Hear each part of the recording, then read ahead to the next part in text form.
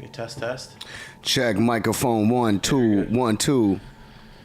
Bring it towards you, like lean back. Be comfortable. Just don't worry about my comfortability. But I do worry about your comfortability because then that makes me uncomfortable. You ever see the Curb Your Enthusiasm where he goes to the psychiatrist and the psychiatrist chair is way better than the patient chair? No. And there he's like, you should even out the chair selection. Like there's such a big gap between the quality of this chair and the quality of the patient's chair. Genius. All right, let's go. Did we start yet? No, I wish we would have caught that. Yeah. Let's talk about that when we start. I gotta say welcome, all that. Yeah. All right, so here's the intro. Quake, welcome to the show. Yes, thank you for having me. You're welcome. I wish there was a better way to introduce someone. Like, that's what people hate about stand-up comedy, or that's what Larry David hates about stand-up comedy, is when he walks out there, he has to say, "Thank you for coming, welcome." And then he says he hates that because it's so cliche.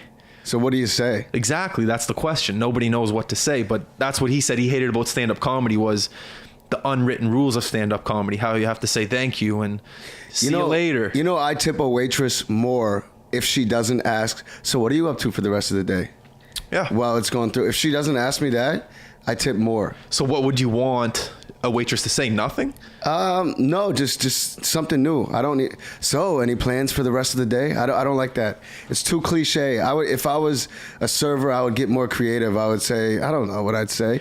I would switch it up. You know what I mean? How is the food? Would you like? That's a good one. How is the food? But then that's a must-lie situation. Yeah. How is everything? When the waitress comes back at the third bite check-in, like when so how is everything? Have you ever actually been like, well, you know what? Actually, it's terrible. Have you ever lied? Like, I mean, not lied. I mean, like, told the truth if it was bad. No, I've always lied. Always lied. Yeah, it's a. The most I would do is say, "Can I just get some ketchup?" Or can I get a sauce on the side or something like that? That's the most I'd ever say. Yeah. Walking into a conversation for the first time, not for the first time, but let's say you and I meet at the market down on the water one day, and I came up to you. I don't go to the market. Well, that's why I'm saying hypothetical. I guess I didn't say hypothetical. Well, let's say this is a hypothetical. Why don't you go to the market? Market's a great thing. You know what? I went one time and someone rang the fire alarm and it all evacuated. And I said, this is it for me. That was a big thing in like junior high. You won't ring the fire bell. Yeah. When you get out of class. There was one kid in our school who rang it. Everyone went outside for like 30 minutes. We came back inside. Kid rang it again. Jesus. And we went back out again. Wow. That's incredible. My question was, what would you rather someone come up to you and say? Would it be, "Hey Quake, how are you?" or "Hey Quake, what's new?" or "Hey Quake, how about this weather?" What do you like? What do you like as an intro to a conversation? Personally, I like "How's life?" How's life? Hey Quake, how's life? That's nice, isn't it? It's different. I guess that's good. How's life? But then you can't really say, it's mediocre. Yes, you can. You can? Well, if it's a close friend, I think you can go. I guess a close friend. Okay, I thought you meant maybe like a stranger or something. Well, why would a stranger come up to you and say, "How's life?" That's what I was wondering. Can't be like, "Hey, dog, Judy's on my ass again." Yeah. Who is Judy, by the way? Judy's my angry neighbor, man. She thinks that she's always like, I'm making the tracks, and she always thinks the house is on fire, and it's a whole deal. Was that a joke? Because when a track is on fire. Yeah, it's a corny joke. It's like, you know what I mean? See, that's exactly what it. I'm making a track. Judy, relax. Like, there's no fire over here. Right, it's meant to be a shitty joke on purpose, See, if I didn't know you right now and we were having this conversation, I would just laugh and pretend like I knew what you were talking about. Yeah, so remember I said the Pat State thing? Yeah. I would have just laughed and be like, yeah. And that's the difference. Yeah, no, that's what it was. Like, is making such hot fire tracks. Like the neighbor thinks that the house is on fire. Okay, that's good. You need to. What's your thing? It's a sense. I don't know. It's a sense of humor. It's like it's just a corny, like funny joke. I think. I don't know. What's your thing right now? You always have a saying. Like I remember back when French Montana was hot. Or what was it?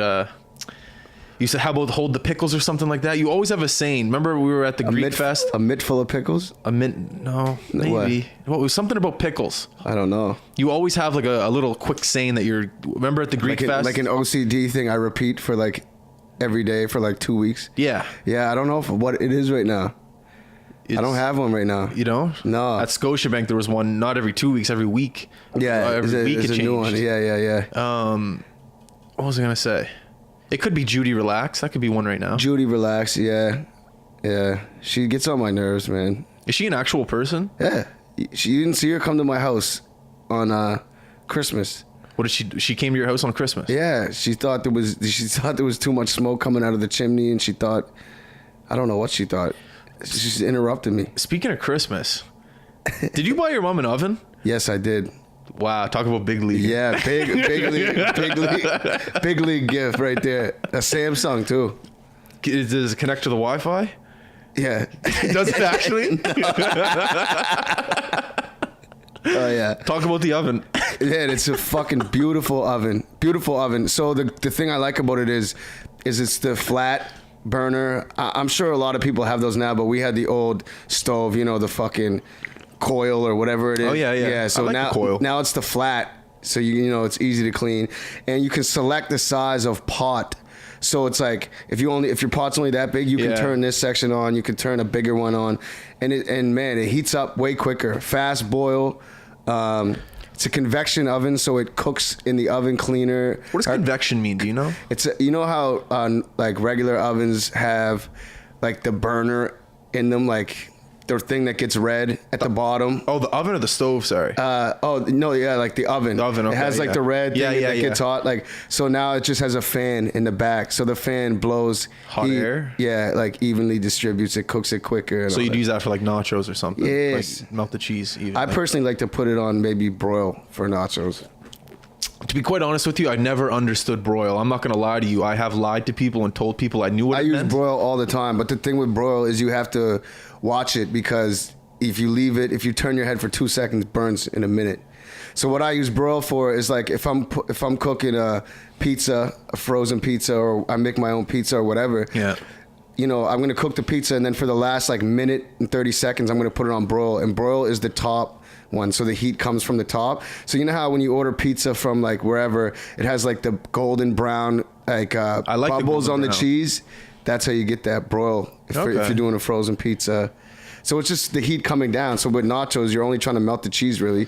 So you just it sounds like I'd like broil for nachos. From the top, then. Exactly. So no conventional broil. Yeah, broil. Okay, good to know. Yes. Buying the oven, what was the process going through there? Was there extra shipping cost? How did you pick it up yourself? I checked 2 stores. I was like, how the fuck do you buy an oven? That was my question. It's like I don't know. So I went into the Brick, and I was gonna get this one, but it didn't have the convection oven, and I was like, fuck it, I might as well step it up and get your big boy. You big leagued it. So I big leagued it, and yeah, man. And then I went to one other store, checked the prices, and it wasn't as good. So yeah, she said they don't keep anything on site, so it had to get shipped over from, I think, Dartmouth or something, or she said Montreal or Dartmouth, I don't know. No, definitely not Montreal. Yeah, there's ones that come from Montreal, ones that come from Dartmouth. What? Yeah, I think my one came from Dartmouth, and they just call you when it's ready. Then you go pick it up in a So that's my next question. pickup truck. Did you pick it up or did they drop it off? No, I've had to pick it up. So you don't have a truck. Who picked it up? Who helped you? Body, you know Body? Oh, I know Body. Yeah, Body. Okay. Body came through with the big truck. There you go. Another question I had about getting the oven to the house, because that's a hard thing to hide, an oven. So how many days? I had to tell her, I'm bringing your gift in or whatever. Can you just go upstairs? I don't want to ruin the surprise. So she went upstairs. I brought the thing in, and then I wrapped it. It took like an hour to wrap, man. It was crazy. It looked good though, the wrapping job. It did look good. So I wrapped it. It took like an hour to wrap, and she came back down, and she was just like, "What?" It got delivered on the day of Christmas? No, I like a few days before. Oh, so where did you keep it in the house? Kept it in like the back room by the kitchen there. Oh, yeah.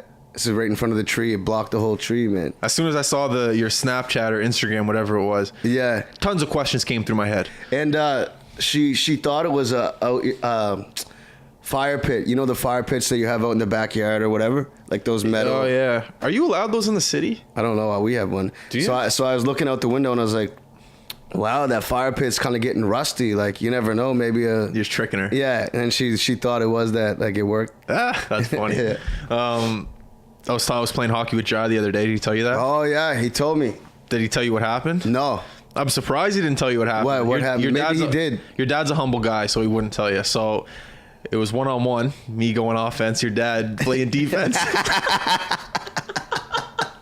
What happened? And I tried to big league him. I tried through the legs? Just do the old dipsy doodle. Yeah. He stopped me big time. He stopped you. Wow. Made me look like an idiot. Wow. But after I went up to him, I gave him a hug. I was like, listen, Jai, you can't be doing that, making me look bad. I'm still trying to make the show. And he was busting my balls after, but I thought he would be. I thought he would have told you right away. He never told me. See, that's humble fella, man. That's what he is. He wanted you to come out. You should have came out. It was a great time, man. All the guys are always talking about you in the dressing room. Where's Quake? I gotta get out there sometime. I went out for the ECMA hockey, and we were playing. There was like NHL people like. Really? It was like a Montreal Canadiens guy. Really? Yeah, I was talking so much shit before. I was like, I'm gonna tear this up. I had the puck. I had a breakaway. The puck was just trickling out, skating for it, like to get the puck. Yeah. But it went on breakaway, fell. And then another one, I was coming in and I fucking slid and went right into the net, knocked the net off, like hit my femur bone. Yeah, it just I didn't. It wasn't like I remembered, man. I don't know. I was winded. You know what I was doing today? I was at a hockey tournament, young guys, like 16, 17, maybe not 17. What? Just you were watching? You know, interviewing. Like the high button was there. Oh, the high button. The high button. Well, We were, yeah. You know, I was big leaguing. Did they know who you guys were? Believe it or not, more the parents knew who we were, not the kids. Not the kids. And that's not good. I don't want that. I want the kids to like us. So 17-year-olds didn't know you, but the parents did. The parents wanted to talk to us. The more than 40-year-olds knew you. Yeah. So that wasn't happening. You can't hate on your audience, right? I guess. But I love the motto of if the kids like you, or no, if the parents hate you, the kids like you. Yeah. You know, like the Eminem trick. So maybe the kids don't like you then. Because we're not hip enough. Yeah. Because look at Eminem back in the late 90s. But parents hated him. Yeah, it's true. And the kids loved him, and he rose to an amazing. It's true. You know. But you know what? I think maybe sometimes it takes a while to get a certain type of humor.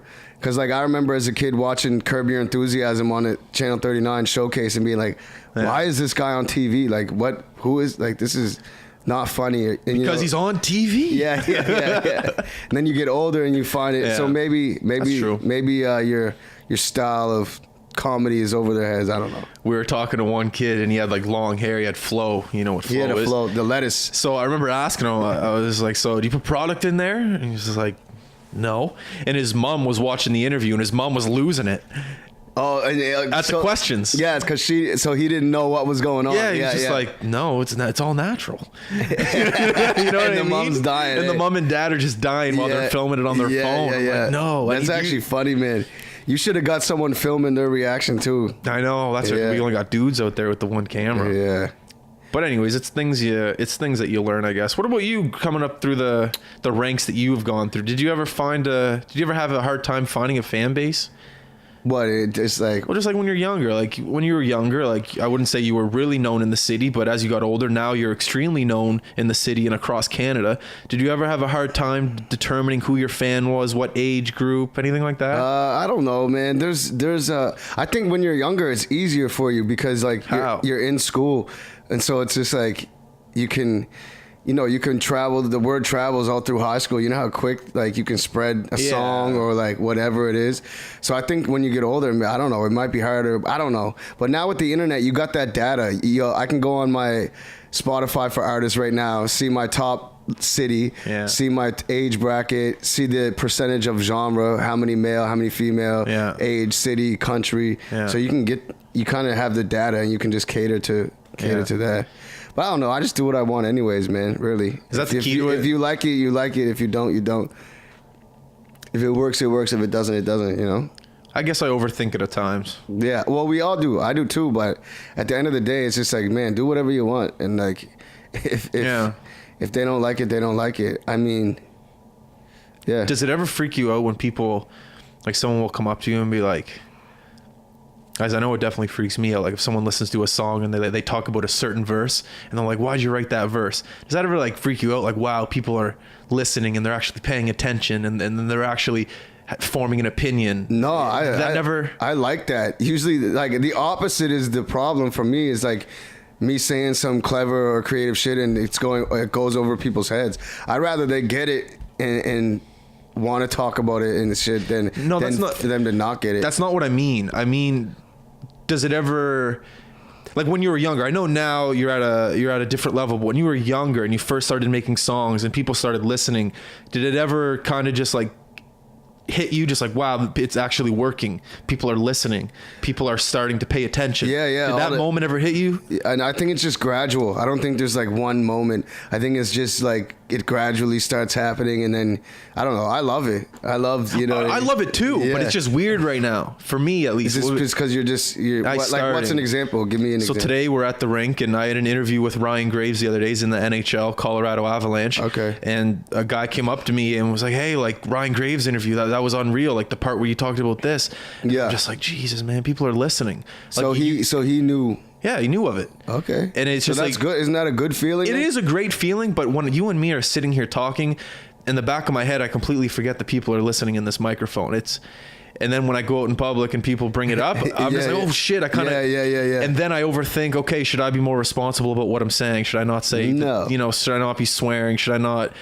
It just kind of, I don't know. No, I feel it's a thing I'm going through right now. Yeah, no, I understand. I'd say just try to, man, do whatever you want. Yeah. Block it out. Fuck it. Are we allowed to swear? You can. So, I don't know. That's the thing other people say. They're like, yeah, well, if you swear, advertising dollars might not come in. I'm just like, that's true. You know, like, you got to think about all this shit. Does Joe Rogan swear? Yes. Yes. You know, no one wants to listen to... Yeah, I guess so. That's why those 17-year-old kids don't like you. Because I don't say fuck. So now I guess they will. I said it. Overthinking it. Yeah. Man. Last night you had a little Fairview reunion there, I saw. Yeah, man. What was that about? Rude Dog was putting together a song for his album that he wanted everyone on. I don't know. Back in the day, they used to call it a posse cut. No, a cypher, I thought they called it. Yeah, a cypher, a posse cut. You know, old school hip hop terms. But yeah, I know he was doing that, and he got me, Miracle, Al Boogie, Dirt Rascal from the Rock Pile. You see him on Trailer Park Boys. Yeah, he wants to come on here. Yeah, Rascal. Yeah. Who else? Jay Brew. Yeah. Yeah. So we all made like a 6-minute song. What time did you finish at the end of the night? Probably like 1. Oh, I would have thought later. No, man. But I went home and I kept drinking, man. Fucking stupid. Are those when you're? No, you go. Sorry. Yeah. No, I just find there's a like if I have a couple beer. Or like a few drinks and then it's like I go home and it's like, all right, that's cool. But if I cross a certain point, like I just want to have the most fun I can until I can't anymore. Yeah, I committed this far. Yeah. I'm going to keep going. Yeah. You go. No. What were you going to say? I've been liking the hard liquor of less portions. Like I like a whiskey or a scotch and just have like 2 or 3 rather than 8 beer. Yeah. I'm kind of starting that. I might try to start not drinking for a while. Like, I don't know. Maybe not fully, but like, man, it's just shitty because like I woke up today late and missed the gym. You know, I've been going in. We got to talk about that. Yeah, I've been going to the gym quite a bit, and it's just like you eat shitty the next day, you missed the gym, and it's just like, man, I don't know if it's worth it. Like, I feel like, I don't know, might be just as fun not drinking. Maybe not. I don't know. Well, that's the key, man. If you're able to be in a social setting and not drink, you're pumped. Mm-hmm. But sometimes for a lot of people, especially in the part of the world we live in, yeah, for sure, it's tough. It is tough, man. How many times has this conversation gone down in this world? What? Just, I think I'm going to stop drinking. Over 1 billion, I bet. Man, if someone could invent some type of drink or pill or something, maybe it exists, but would you take if you took it in the morning and then you walked around the full day with that first initial 3 beer buzz? Ooh. Wouldn't that be a good with no hangover? No hangover, no tiredness, no fatigue. It's just like that feeling as soon as you finish your 3rd beer. That's the feeling you have for your entire life. You'd have a great life. That would be, you know what I mean? You're not loaded. You'd be confident. You're confident. You're relaxed. Yeah, you can still pretty much drive. I don't know if that's legal, but you know what I mean? And it's just, yeah. Yeah, that could be, I would, someone should invent that. Are you saying that, okay, yeah. How long would the pill last? Like for the rest of your life? No, I think maybe right before, like when it's bedtime, and maybe it lasts 12 hours. It lasts your day. Yeah, of course. And you can and you can maybe sleep on it too. It doesn't matter if you want to fall asleep. Yeah, man. The 1 beer sleep rule: 1, 2, 3, even 3 beer. You can fall asleep on 3 beer. Yeah. I know a guy. His dad has 1 shot of tequila every night. Puts him to bed right away. Really? You know what I mean? It's just that little. My grandfather used to take a shot of Zambuca, I think, before every meal. He said it was a digestive or something. Yeah. 1 shot. People say a glass of red. My parents have a glass of red wine every night. It's good for the heart. They say 1 glass of red wine a night. Who really knows this? Who is they? That's the question. That's the question. Nobody knows. Yeah. I wanted to ask you one of my favorite songs on the album, with the food. Terrible journalism by me right now. Grandma's cooking. What's halal? Oh, halal? You said the verse. You said. I never said halal. What did you say? You said. I said lahamishwa. Lahamish. Yeah, that's what lahamishwa. That's like lamb. That's like lamb on a shish kebab, like little squares of lamb. Okay, so it's like a shish kebab. Yeah, with lamb meat. Is it a Lebanese term? Yeah. I asked you this before. Yeah. And then kibbeh naya is it's like the raw beef. It's beef? like, it's like a beef tartare type of thing. And you just put oil on it and then just eat it with Lebanese bread. And the point where you had your grandmother's voice. Yeah. How did you get that? So I went over and I asked her, I think I was asking her how to make her rice. And then I just started recording it on my phone. Yeah. And then I just took all the shit she said and like chopped it up and made it, throughout the song or whatever. That's cool. Yeah. When you were, let's say you went over for a family gathering. Yeah. When you were sitting at that family gathering, is that where you came up with the idea for that song? No, because I don't know. I kind of wanted the album to go like cohesively, like a cohesive story. So, after drinking games, that's like the party song or whatever, I wanted to make a song about a hangover. So I'm like, how could I make a cool, that's really what it is. It's a hangover song. Really? Yeah. I'm like, how can I really make a cool hangover song? If you listen to the first verse, I wake up and I'm like, fuck, like seeing double and whatever. My dad's in the driveway. Yeah, and I can't even roll out of bed. And then it's just like going there and then the food hits the spot and cures the hangover. That's really what the song is. So I think after drinking games, me just wanting to make a hangover song, I was like, how can I do that in a cool way? How can I make a song about Sunday? You know what I mean? So I started thinking about Sunday. We used to go there for Sunday lunch every day. So that's cool. That's how it came about. Yeah. What's the key to painting a picture in someone's mind during a rap song? I think Kendrick Lamar is the king at it. That song where he's in a van driving around Compton high, about to rob a house. What's that song? Yeah, Art of Peer Pressure. Art of Peer Pressure. Yeah. That to me is the best song that painted a picture for me. I think as a rap song. Yeah. What's the key to that? Because I think you did that with that song there. I think being very detailed. Details are so key to paint a picture. Like if you listen to Nas, what's it called? Undying Love. He's like, it's like about him catching his girl cheating, but he walks in, he's like, I see lipstick marks on 3 empty Coronas, size 12 Timberlands, something spinning on the ceiling fan. Like everyone can relate to that. Yeah, and it's just like, 3 lipstick marks on 3 empty Coronas. Like you can see that, like you could see size 12 Timberlands, something on the details. You know what I mean? It's not just like, it's the shit you don't see. It's the shit you see in the peripherals.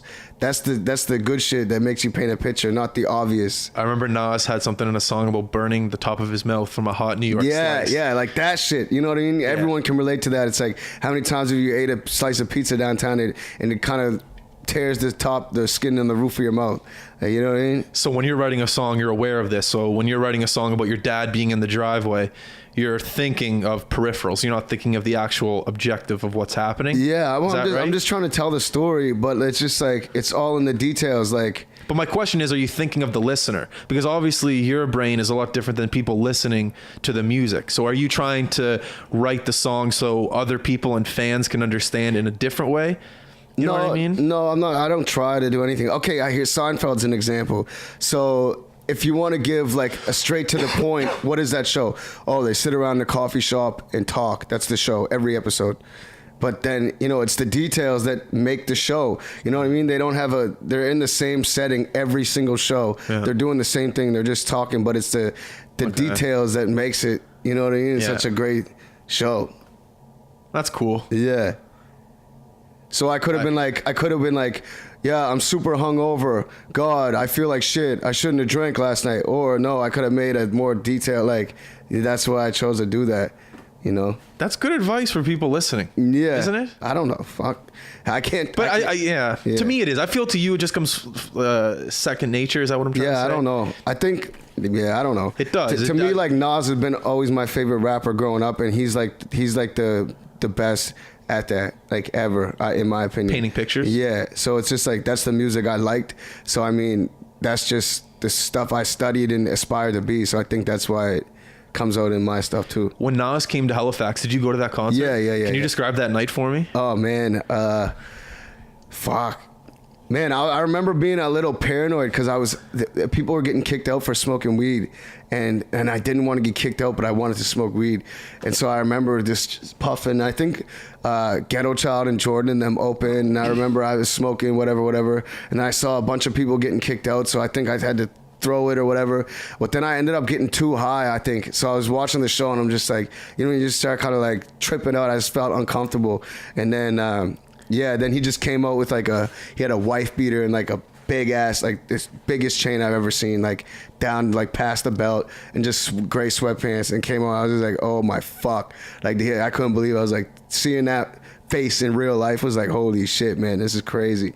And then, yeah, it was dope concert after that, man. Who opened up for him? I think Heavy Spitters, which was a group that Ghetto Child was in with Hustles and Halifax, and I think Jordan did a couple songs too or something. So that's what I remember. Did you get to go backstage? Because you know those guys. So no, they weren't even allowed backstage. Oh yeah, Class opened too, I think. I'm pretty sure he did. I think it was Heavy Spitters, then Class, then Nas. I'm pretty sure, yeah. And no one was allowed backstage. Why? Because of Nas? He didn't want anyone allowed backstage. So the guy, I think, that put on the show, Sydney, rest in peace, I don't even think he met him. Like, he paid, I forget what it was he paid for him to come here. He's like, man, I paid whatever, 50 grand, and I didn't even get to meet him. So I think he just like one of them, I don't know. I think he's just one of them quiet dudes who, like, he doesn't. He's in the city to work. He's not in there to promote. He's in there to go. And Yeah. So it was like, he didn't want anyone. So I don't think anyone really met him. You don't have to answer this question. Obviously, feel free. But yeah. Have you ever come across any other artists that, I don't know, let's do both sides. Has there ever been artists that you've met that have just been open arms, welcome, like, hey, Hell man, yeah. how are you? And then has there been maybe some artists, you don't have to say their names, but to just, get away from me type thing? Yeah. Oh yeah, there's definitely both. And sometimes it ruins the music for you. Like, what do you mean? Like, if you had a bad experience with someone, it might ruin you as a fan. Like, like meeting your idols type yeah, some shit like that. But like, I don't know, I'd say like Obi Trice was the coolest, man. Yeah. We were underage, and I opened for him in like New Brunswick somewhere. Wait a second, didn't Kevin and Tommy go up and film that? No, that was Royce and Cape Breton. Oh, yeah, okay. Sorry to interrupt you. Yeah, no. So we were there, and we did the Obi Trice show. Then the after party was at some like dingy bar, like I don't even know what it was. And then we were trying to get in. I'm like, I just opened, whatever. And the guy's like, all right, I'm gonna just let you in. Fuck it. He's just like, just be low key.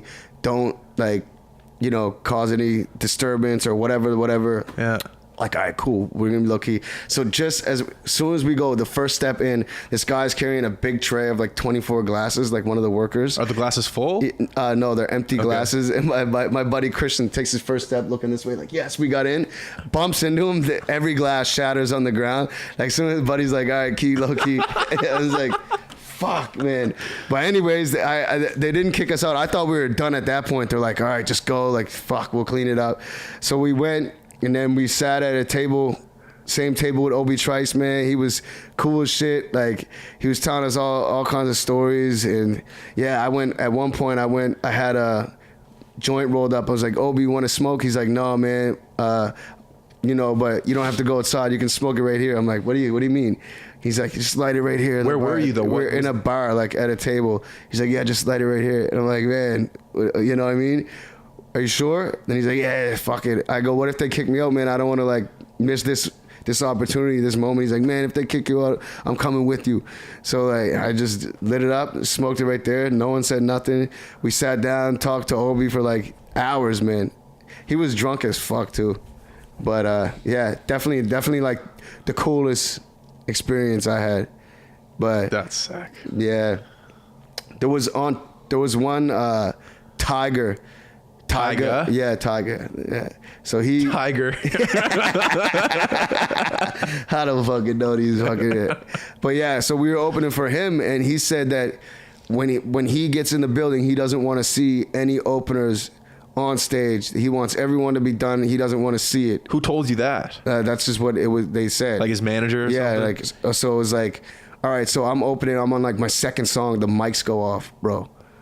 The mics go off. Everything's off. I'm just standing there on stage in front of like a whole crowd. They shut the mics off on me. I'm like, the promoter made that choice because he was here. So I'm not saying it was him, but so then I fucking lost it. Like threw my jacket and just started freaking out, like acting up, because man, that's the most embarrassing thing ever. Like how you're on stage in front of thousands of people And your friends and family too. and your mic goes off. So anyways, I started smashing shit, whatever.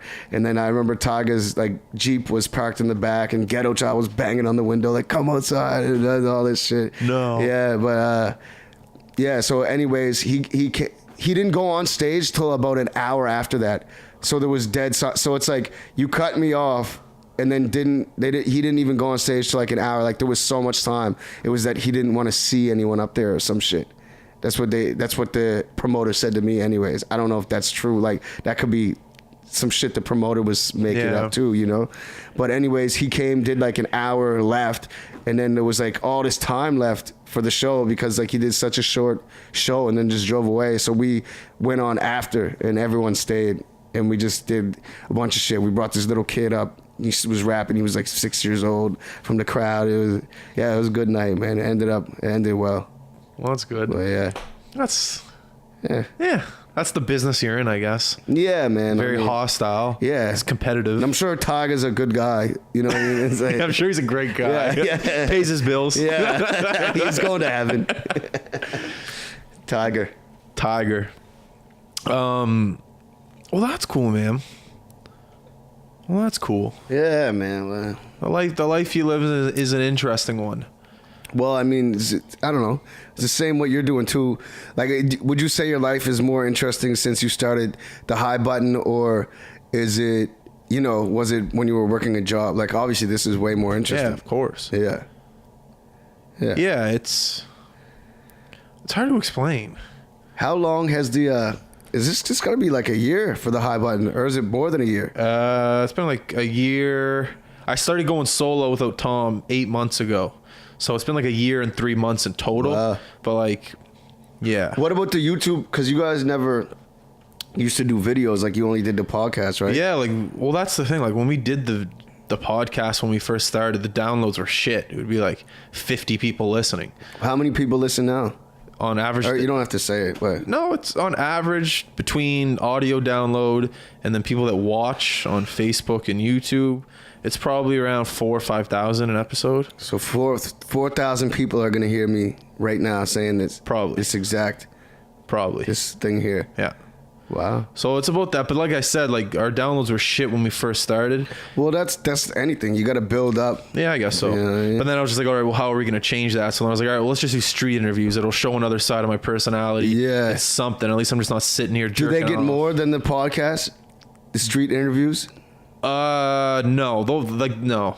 The one that we did for your party that one got almost 10,000. Oh, wow. But an average street interview video will get like 2,000. Yeah. So not that much, but it's still great for advertising. Yeah. Like if people want to promote something, we can show through the video. Like at the beginning of this podcast, we can advertise something like that. Well, yeah. Are you still doing the one for the bar down there? Roxbury, no. No. But they have a bunch of, like the Grafton Group's own like 17 restaurants in the city. Shit.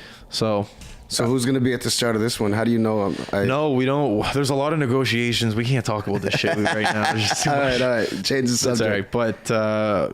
But yeah, life has definitely been more interesting. I'm making less money because I'm not working a full-time job, but They say money doesn't buy happiness. I don't know. I don't know. It would help. Not that I'm not happy, but God, man, I fucking love doing this. I had a conversation with a guy in the NHL 2 days ago, just out of the blue. You know, you can't do that if you're not doing this. And Yeah. you know, I had a conversation with him on a Thursday night before I went to a movie for 20 minutes. Yeah. And I love that. Yeah. It's the best feeling in the world. You're doing what you love. It's not work. Yeah. It's not work. So, You yeah, know? that's cool, man. I love it.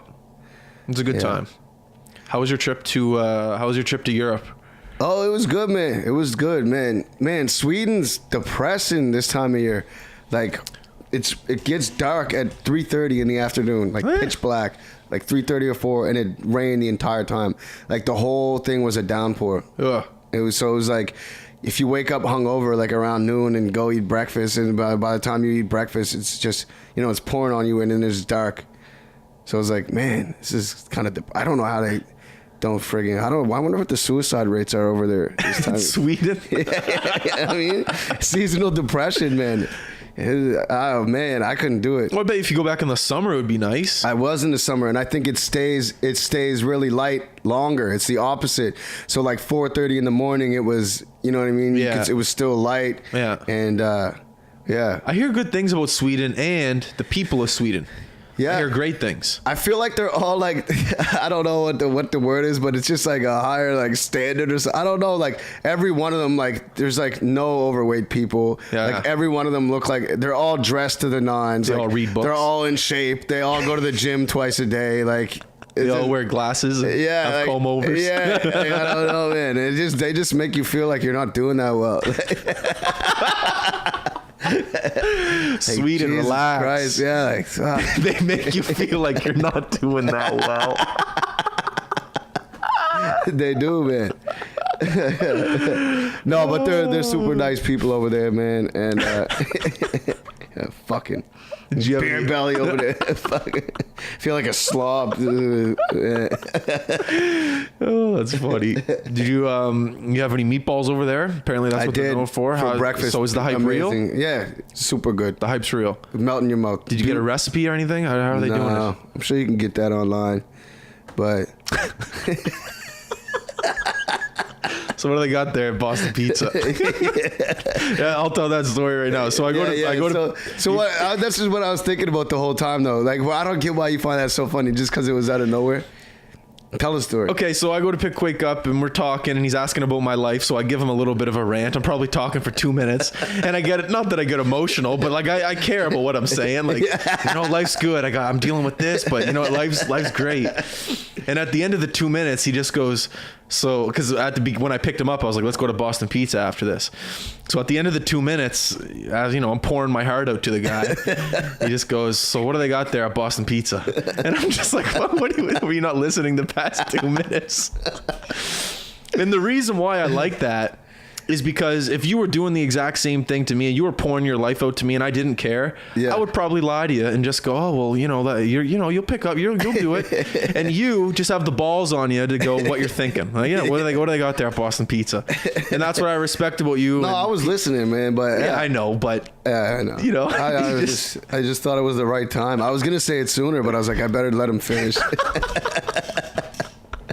But yeah, they got some great food there at Boston Pizza. You're gonna have a great time. Yeah. There's a couple hockey games on tonight too. There's a Chipotle bacon pasta or something. Tommy said, but I don't know. A what? It's just some Chipotle bacon pasta. Tommy said he ate it before every game. Every game. Tom's a Thai chicken bites guy. Is he? He likes the Thai chicken bites. I don't know. They got a great pitcher deal there too on Fridays. They got a good happy hour. I don't know if it's still going, but nonetheless. Man, I don't know if I can fucking drink tonight. Oh, you're the Fairview reunion. Gotcha. I quit. It's the weekend though. I know, yeah. The weekend started for you, yeah. There's a hip hop show tonight, actually. Where at? Let's go. I got nothing to do tonight. It's at Sniggly Wiggly's. I might try to pop through. Do you want to go? Let's go and not drink. Yeah. After Boston Pizza. Maybe a beer. We'll have a beer. What's the show? Thriller. Where's my phone? Right here. Yeah, it's like Thriller, Baseline. Man, there's like 5 or 6 or 7 people on the show. They call it Good Company. They do like a group, Good Company? No, they call it Good Company, so they always put a bunch of artists on the show and do it like once every couple months or something. I think Nodyssey puts it on, but it's at Sniggly Wiggly's, the bar, Trailer Park Boys' new bar that they own. Oh yeah. Yeah. Here's the thing about going to a rap show with you though. Everyone wants to talk to you, and then I'm just standing there by myself looking like an idiot. I don't know, man. Well, it's true. If we don't drink, then we're not going to be that social. Yeah, but still, people are gonna come up to you and want to do what they do. What do they want to do? They want to take pictures with you. They want to ask you for advice. They want you to listen to one of their beats. Well, they want to. What else do they want to do with you? I don't know. We could go though, just depending how the Boston Pizza sits. Well, we can go to Boston Pizza. I'll drink water, so I'll drive down. We'll go for like an hour. Yeah, we'll check. We'll check it home. out. I wonder what time it starts at. Well, what time is it right now? Let me see. 6:18. So I'd say we'll be done. Good company. It doesn't have a time. There's no time. Just text. Don't look at the group. Just text whoever's in the show. It says time 10 p.m. Be there early. Yeah, but that's what they always say. Be there early. Lots of giveaways and free prizes. Oh yeah, so the lineup is Nodyssey and Matty Galaxy is the DJ. Oh, Matty. Yeah, man, he's doing super well. Had Is he? Great year last year. Got a bunch of like sync placements in like for I don't know what he got him for, commercials or TV shows or movies or. He was on the podcast last year. Yeah. LA. Man, he got signed in LA. He's signed to like a big producer. Yeah, he said that. Yeah. He's doing well.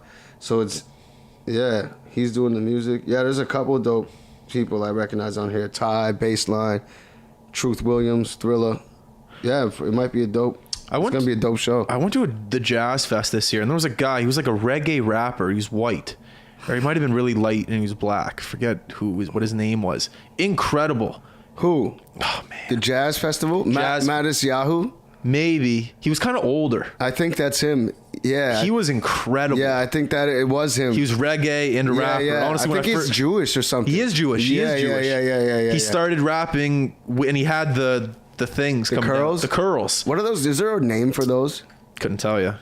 But then eventually he cut them off and now whatever. No, I don't hope I didn't offend anyone there.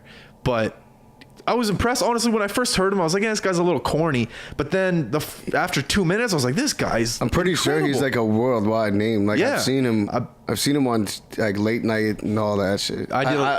We probably sound so ignorant right now, but I don't honestly know a lot about him. But I wouldn't bring his name up if I wasn't a fan. But as soon as I heard him, I was blown away by him. Yeah, him and Daniel Caesar were two of the best performances at the. Daniel Caesar, man, he's incredible. I've never been to a show where a bunch of guys were standing around that were just in awe of a guy singing love music. Who? Daniel Caesar. Daniel Caesar. Like, guys were singing along. Like, man, did you see that LeBron hired him to sing on his wife's anniversary, or I don't know if it was birthday or what it was. Yeah. He was sitting in LeBron James' living room just playing. Like, that's so crazy. That's fuck you money. Coming That's from Toronto, like, 2 years ago.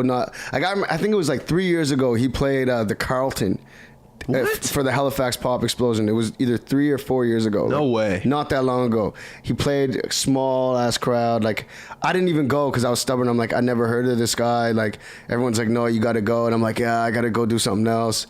And now I regret it. Like, because now, obviously, look at him now. But. So it's nights like this, maybe like you go because you never know that next guy could be there. Yeah, it's true. You never know, man. But anyways, I thought about this guy singing love music and guys listening. And just yeah. Oh, here's my question for you though. Who broke that barrier? I don't know who. Drake. You think? He started singing and rapping at the same time. Remember, he has that verse. He's like, guys are gonna buy my album and claim they bought it for their sister. Yeah. Almost like that. Maybe stuff. for this time period, but like in the history. Like, not in the history. Yeah. But like, definitely for this era and generation, 100%, man. Yeah, 100%. But yeah, he was great. It was a great time. No, super dope, man. I got to meet him at the Junos. Is he a nice guy? Yeah, he was. Well, I didn't really have much to say. In-depth conversation. What did you say to him when you went up from? Did you say, "How are you? How's life?" I said, "How's life?" No, you didn't. What did you say? I don't even know what I said. I think we got a mutual friend, Yogi. So I was like, "Oh, you know Yogi." Yogi on the beat. Yes, Yogi the producer, man. Yogi the producer. Yes, he's doing super well too, man. Him and his wife Savannah Ray, they're making some great music. What a great name. Yeah, Savannah Ray. She's signed to Boy Wonder. Really? Yes. He was on the news the other day at the gym. Yeah, he was on CTV. Breakfast television. Breakfast television. Yeah. What was he talking about? I don't know. I just saw that he was on there. I didn't get to watch the actual clip. Was that the guy? Remember that time? Sorry to interrupt you, but that was the guy. Remember that time? The one time I was in the studio with you downtown on Gottingen. It was me and Tommy Barrington. Yeah. And was that him who was there? No. Who was that guy? Where? When was this? 3 years ago. Do you know who Boy Wonder is? He's a producer for Drake. Yeah. So this was on Barrington 4 years ago. Neon Dreams was there. They were in the room next door, but it was me, you, Chris, Knox. I remember you were about to do a verse and Knox was in the washroom. And you're like, where's Knox? And I thought it was Boy Wonder. It was a guy from Toronto that flew in for Rich the day. Kid. Rich Kid. That's who that was. Yeah, that was Rich Kid. That was one of the coolest experiences. I don't tell you that. But That was I didn't even know you were there. You and Tommy were there. Hey. Man, so I'll tell you this story. So this was back in the day, and we got high before, and me and weed just don't really mix that well, especially in new environments and around new people. So, what was that thing when your mom, she was going to send you to rehab? Well, she found weed in the room, and she was just like, Justin, we're going to make sure that you see someone. This is not right. You know, a mom from the suburbs, she's going to worry. But I remember going in there, and it was me, you, Knox. I kind of knew Knox. Me, you, Knox, Tommy. And then I was comfortable there. And then the next thing you know, probably 5 other people showed up, and they all pulled their laptops out to show beats so they could jump on. And then I'm just sitting there. Even Tommy knew everyone. I remember just sitting there just being like, I'm not supposed to be here right now. I got nothing to say. I got no drive home. I'm fucked. So I remember just sitting there freaking out for like 2 hours. But with that being said, I remember it all very well because I watched the process of a rap song. When I hear one of your songs, I'm like, oh, that's 2 minutes of work. Yeah. No. Yeah. It's just tons of. It's crazy, man. Like the past, man, just like 2 days ago, I spent 2 days trying to record 8 bars. Like I spent 2 days trying to get the right takes for literally 12 seconds. You know what I mean? I finally got it. I was like, fuck this. Like the shit crashed. Like there was so much memory gone and shit. And I'm just like, man, I finally got it. But sometimes it's like that, man. Like, and I didn't realize, like, I don't know. I'm like you. Like, well, I know the work I put into it, but I didn't realize that everyone does that. Like I had a chance to go to the studio with T-Minus. He's another guy who produces for Drake. And I was like, so like, does Drake just automatically have all this shit there? Like he must just be so good. He comes in and he's like, no, like I've seen him, you know, spend 8 hours on getting the right 2 lines before. So, I mean, I think it's everyone. Everyone puts in a lot of work. If it's that great and that much level of depth to it, then obviously it took some thinking, you know? I remember you laid a verse and it was incredible. And then as soon as it was done, it couldn't have been that good if we never released it. But here's the thing. It was probably like 45 seconds, and like you didn't stutter. You got all your words right. Yeah. I remember listening. And then as soon as it was done, you were like, "Fuck, messed it up." And I was just like, "Where did he mess up at?" Yeah. And then you played it back, and it was like probably 20 seconds in, and you just stuttered the word like the. Yeah. And you were pissed off. Like, God damn it. And then we had to redo it again. Yeah. And I remember I was like, man, Quake, you got it. Because I wanted to go. And you were our drive home, I think. So you were just like, you were just I was like, yeah, let's get her going here. Yeah. But I remember the process. It was kind of cool watching that. No, yeah, man. It's dope. Lately, I like to work alone, man. Like, just, I find it's the best thing. Yeah. I don't know. But who knows? Do you consider this work? This here? Yeah. No. Did you ever have trouble with media younger, like interviews and things like that when you were younger? No, not really. You're always comfortable with it? No, super uncomfortable, but I mean, I don't know. I don't know. You just got to go with it. I used to have to like drink to be on any type of camera. Like Really? I remember my first interview on like CTV, whenever it was, like I had to have a few beer. Really? I think Maria Panapales came to my basement. Who's that? She's on CTV. Yeah, I don't know. Yeah. That wasn't a diss. That wasn't not a shot at her. Is she still on CTV? I think so. Oh. I don't know. Usually it's Anna Almeida now, I think. Yeah. Anyway. Do you remember that battle you did in the parking lot down by the waterfront? Pat Stay brought it up. Yeah. And he gave me his perspective of it. So I want your perspective of it as well. What did you do the day of? Were you nervous? I don't know. I just remember that was the first time I ever saw you. Yeah, ever. I was super nervous, man, because I wrote. This was like before like anyone knew what the preparation was. Like this was new to everyone. So it's like I thought for some reason I could write at the last minute and remember it. And it's like, so I remember me going down, I was like super nervous, so I had a few drinks. I had liquor in my pop bottle, and then I remember doing my first verse and then just killing it. And like everyone's like, oh my God, this is gonna be like over this. So I'm like, all right, I was feeling good.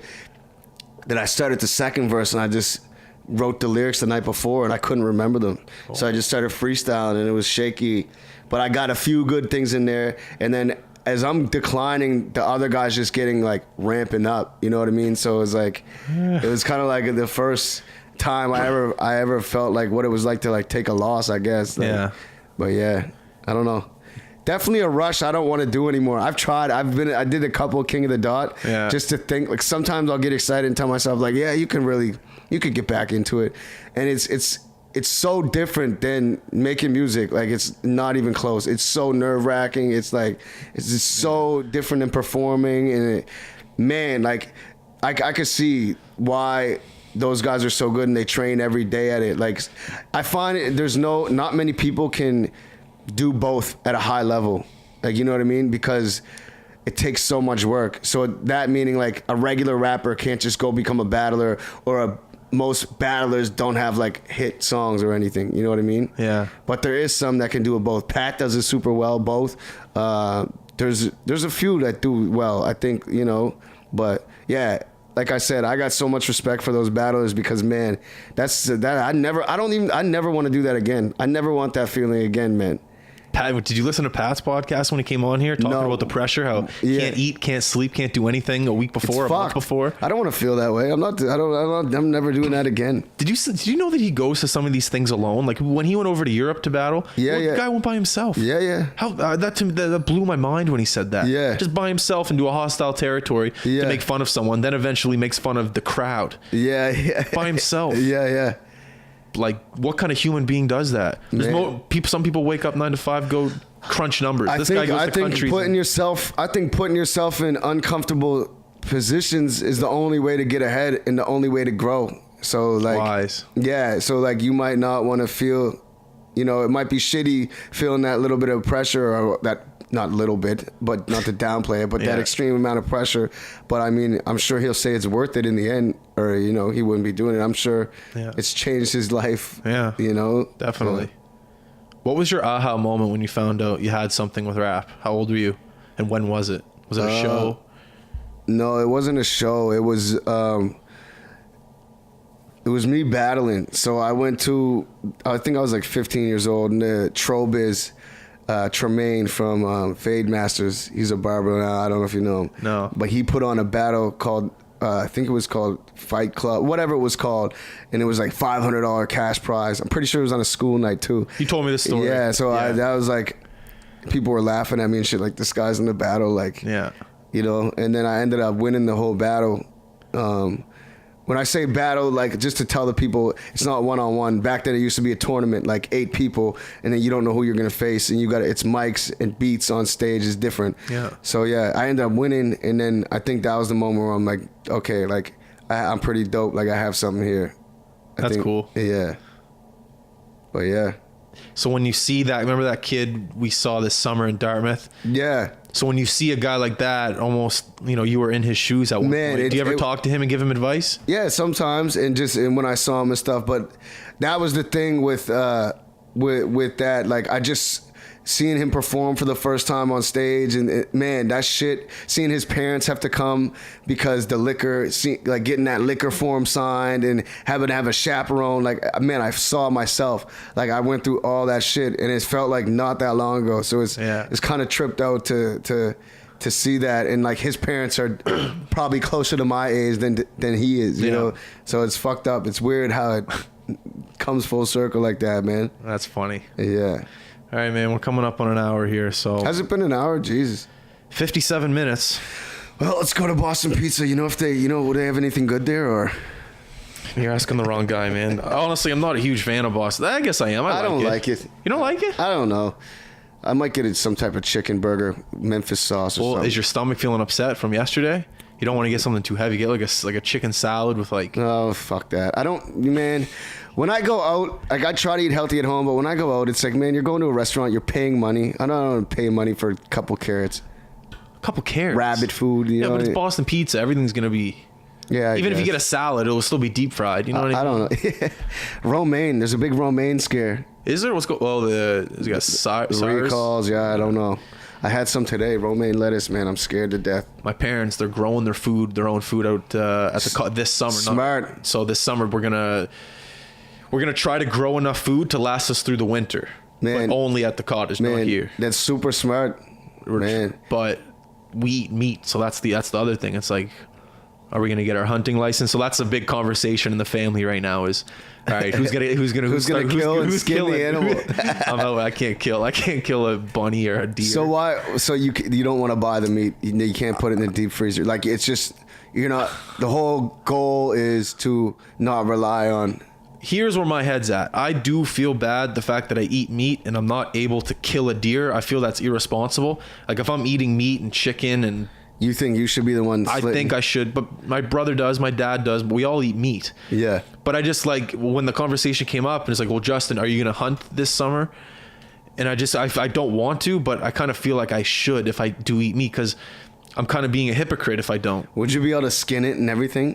Like cut the fur off? I don't think that would be the hard part. I think really? Just beheading it, just killing it.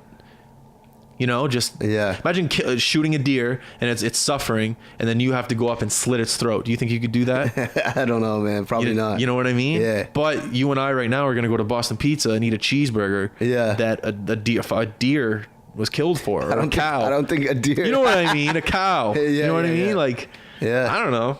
That's where I'm trying to get off meat in general, man. I think I don't know. That's another conversation, but I think it's bad for you, man. Meat? Yeah. I did it Heart attack, man. I did it for a week and I had no energy. Yeah. I had nothing. Like I need. Anyways, I'm doing it step by step. I got the vegan protein. Don't be vegan. Be a vegetarian. No. I got the vegan protein for my workout protein shakes. That's a small step. You're a great person. You're doing the right thing. Last minute's yours. So say hi to your family, friends. Plug away what you're doing. I just wanted to shout out to my mom and dad. I know they're definitely watching and listening right now. So thank you for giving birth to me, and appreciate everyone.